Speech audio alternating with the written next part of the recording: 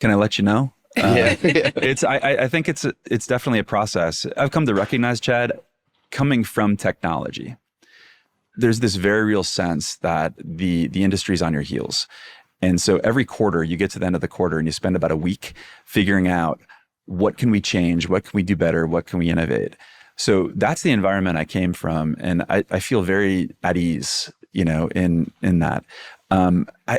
I've come to recognize as a leader that I've got to be sensitive to the fact that as an entire culture, not everybody feels that same, sense of adventure, right, and change. So I think this is also not a term that I invented, but I've come to kind of land in this stagility realm where clearly you've got to have an anchor in things that are stable. What are the things about your culture that should never change or should rarely change, so that there is a predictability about what it's going to feel like when you walk through the door.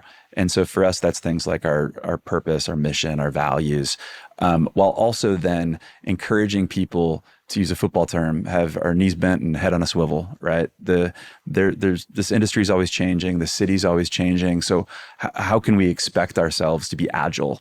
How can we meet the moments that come our way, even if it requires just being brave? And sometimes scrapping things that are precious to us, recognizing that as awesome as it is and was for a period of time, that thing is maybe not a part of our future.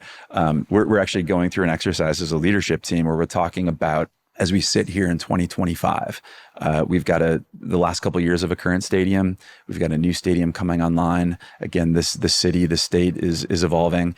We're talking about taking a moment to clean out the garage.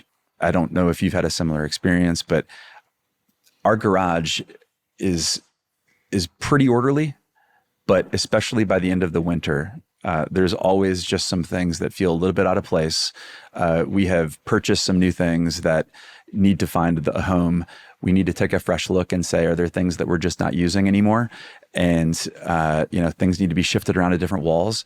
And I think, our organization has an opportunity to do some similar things.